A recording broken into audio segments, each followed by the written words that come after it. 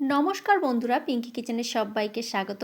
এখন থেকে নিরামিষ দিনের জন্য কি করব একদমই চিন্তা করতে হবে না। খুবই কম সময়ে সহজ পদ্ধতিতে চটজলদি একটা রেসিপি দেখে নেওয়া যাক। ভিডিওটা সম্পূর্ণ দেখার অনুরোধ রইল বন্ধুরা। এখানে দেখো কিছুটা পরিমাণে আলু আর ফুলকপি আমি কেটে নিয়েছি। ফুলকপির ভাগটা কম আছে, আলুর ভাগটা এখানে বেশি আছে, আর সমস্তটাই ছোট ছোট টুকরো করে কেটেছি। এবারে গ্যাসের মধ্যে একটা কড়াই বসিয়ে কড়াইয়ের মধ্যে দিয়ে দিলাম বেশ কিছুটা পরিমাণে সরিষার তেল। তেল খুব ভালোভাবে গরম হয়ে যাওয়ার পর দিয়ে দিলাম কিছুটা পরিমাণে পাঁচফোড়ন। পাঁচফোড়নটা ভাজা হয়ে যাওয়ার পর দিয়ে দিচ্ছি কেটে রাখা আলুর টুকরোগুলো। আলুগুলোকে 2 থেকে 3 মিনিটের জন্য নাড়াচাড়া করে ভেজে নিতে হবে। গ্যাসের ফ্লেমটা মিডিয়াম টু লোতে রেখে রান্নাটা করতে হবে। নিরামিষের দিন এলেই আমরা অনেকেই কিন্তু ভাবতে থাকি কী রান্না করব, তবে এই রান্নাটা একবার হলেও বানিয়ে দেখতে পারেন। আশা করছি ভালোই লাগবে।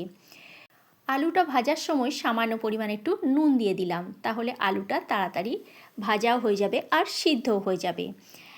এবারে এই পর্যায়ে দিয়ে দিচ্ছি কেটে রাখা ফুলকপি। ফুলকপিগুলো কিন্তু ছোট ছোট একদম টুকরো করে কাটতে হবে। ফুলকপি আর আলু একই সাথে আরও 2 মিনিট আমি নাড়াচাড়া করে ভেজে নেব। এবারে আমি একটা ঢাকনা দিয়ে ঢেকে দিচ্ছি 1 মিনিটের জন্য, যাতে করে আলু আর ফুলকপিটা একটু মজে যায়। ঢাকা দিয়ে দিয়ে ফুলকপি আর আলুটা ভাজলে খুব তাড়াতাড়ি ভাজাও হয়ে যাবে। দেখো ঢাকনাটা খুলে দিয়েছি, ফুলকপিটা আর আলুটা অনেকটাই কিন্তু মজে গেছে। এবার একটু নাড়াচাড়া করে ফুলকপি আর আলুটা ভেজে নিচ্ছি। ফুলকপি আর আলুর কালারটা আস্তে আস্তে চেঞ্জও হয়ে গেছে। এবারে এই পর্যায়ে আমি দিয়ে দিচ্ছি বেশ কিছুটা পরিমাণে জল, যাতে করে ফুলকপি আর আলু ভালোভাবে সিদ্ধ হয়ে যায়। এই রেসিপিটা গরম ভাতের সাথে দুর্দান্ত খেতে লাগে বন্ধুরা। এবারে জলটা খুব ভালো করে মিশিয়ে নিয়ে দিয়ে দিচ্ছি স্বাদ মতো নুন। যেহেতু ফুলকপি ভাজার সময় আমি সামান্য পরিমাণে একটু নুন দিয়েছিলাম, সেহেতু নুনের ভাগটা একটু বুঝে শুনেই কিন্তু দিতে হবে। নুনটা দিয়ে দিলাম, দিয়ে এবারে একটা ঢাকনা দিয়ে ঢেকে দিচ্ছি 3 থেকে 4 মিনিটের জন্য, আলু আর ফুলকপিটা যাতে করে সিদ্ধ হয়ে যায়। ততক্ষণ আমি একটা মশলা তৈরি করে নেব। নিয়েছি এখানে বড় চামচের 1 চামচ গোটা সর্ষে আর 2 চামচ পোস্ত, 1 ইঞ্চি আদা আর একটি শুকনো লঙ্কা।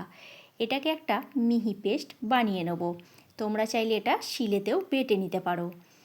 আমি ততক্ষণ এটা মশলাটা বেটে নিচ্ছি। দেখো মশলাটা বেটে নিয়ে চলে এলাম, আর ফুলকপি আলুরও জলটা অনেকটা কমে গেছে আর ভালোভাবে সিদ্ধও হয়ে গেছে। 2-4টে আলুকে খুন্তিতে করে একটু ম্যাশ করে দিচ্ছি, তাহলে একটু খেতে বেশ ভালো লাগবে। এবারে দিয়ে দিচ্ছি যে মশলাটা তৈরি করে রেখেছিলাম, সেই মশলাটা দিয়ে দিলাম। গ্যাসের ফ্লেমটা একদম মিডিয়ামে রেখে রান্নাটা কিন্তু করছি। এবারে 2 মিনিটের মতো এটা ফুটতে দিতে হবে। খুব ভালো করে মিশিয়ে দিলাম, আর মিক্সির বাটিটা ধুয়ে সামান্য পরিমাণে একটু জলও দিয়ে দিয়েছি।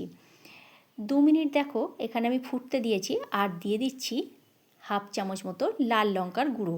ঝালটা কিন্তু তোমরা তোমাদের স্বাদ অনুসারে দেবে। আমি যেহেতু একটা শুকনো লঙ্কা বেটে দিয়েছিলাম, সেই জন্য আর একটু লঙ্কার গুঁড়োটা দিলাম। আর নিরামিষে একটু ঝাল ঝাল হলে খেতে বেশ ভালো লাগবে।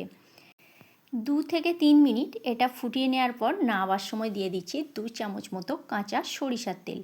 সরিষার তেল দিলে এর স্বাদটাও খুব ভালো হবে আর খেতে বেশ ভালো লাগবে। খুব ভালো করে মিশিয়ে নিয়ে গ্যাসের ফ্লেম অফ করে দিচ্ছি। দিয়ে এবার কিছুক্ষণ স্ট্যান্ডিং টাইমে রেখে দিয়ে গরম গরম ভাতের সাথে এই রেসিপিটা পরিবেশন করুন। অসাধারণ খেতে লাগে।